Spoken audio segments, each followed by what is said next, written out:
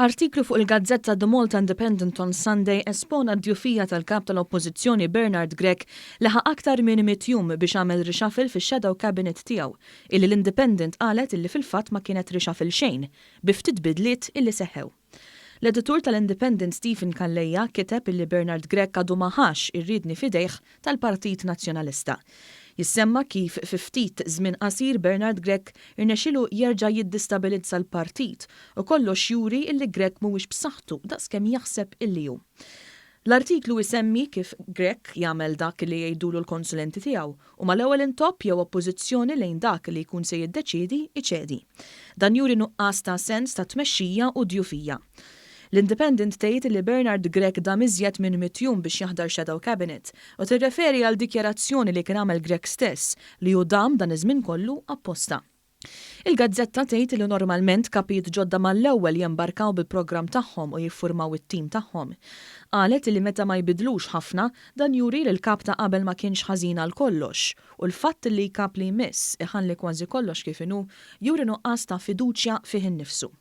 Tissemma kif minħabba l-kap nazzjonalista dam biex jaħtar shadow cabinet irranjat l-inċertezza fil-grupp parlamentari nazzjonalista. L-artiklu iżid jgħid illi din l-oppożizzjoni turi illi mi preparata xejn biex tmexxi l-pajjiż. L-artiklu jirreferi għal numru ta' rapporti fejn qam rebus fil-grupp parlamentari wara li bdew jiġu komunikati l-bidliet oriġinali li kellu jagħmel Grech. Li hu l-aktar sinifikanti hu illi kien hemm attentati li ċertu portafolli jmorru mand ħaddieħor u dawn il-bidliet sabu oppożizzjoni u għalhekk Grech ħatri il-ħafifa, ċeda u ħalla kollox kif inhu, saħqet il-Gazzetta. L-Independent qalet li Bernard Grech ċaħad dan iżda iskiet tad-deputati tiegħu huwa sinifikanti. L-Independent tirreferi għal numru ta' sitwazzjonijiet fejn Bernard Grech affaċċja oppożizzjoni qawwija mid-deputati tiegħu, fosthom meta Stephen Spiteri, deputat popolari fuq it-tieni distrett, kien se jitlef il-portafoll tas-saħħa. Issemma wkoll il-Viċi Kap Robert Arrigo, deputat ieħor li jġib numru ta' voti konsiderevoli fuq id-9 u l-10 distrett li kien se jitlef it-turiżmu.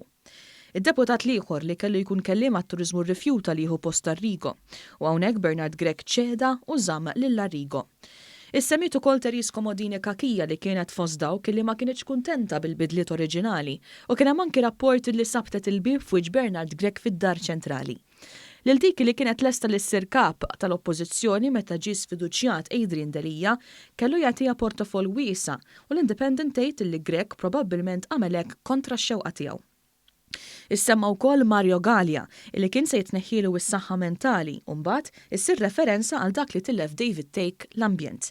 L-Independent qalet illi hija xi ħaġa rari illi għaqda mhux governattiva toħroġ stqarrija fuq l-għażliet ta' kap tal-Oppożizzjoni fuq shadow cabinet. Hekk għamlet laqda BirdLife meta l-ambjent ingħata lil Robert Kutajjar u ttieħed minn ħalq Sejk. Lejn tmiem l-artiklu l-Independent isemmi lil Adrian Delija u kif Bernard Grech kien dajjef meta ċċetta tweġiba ta' Delija li ma rridx ikun parti mix-shadow cabinet tiegħu. Issemma kif il-firdiet fil-partit għadhom hemm u dawk illi ħasbu li bit-tneħħija ta' Delija minn kap se terenja l-għaqda għandhom jerġgħu jaħsbuha.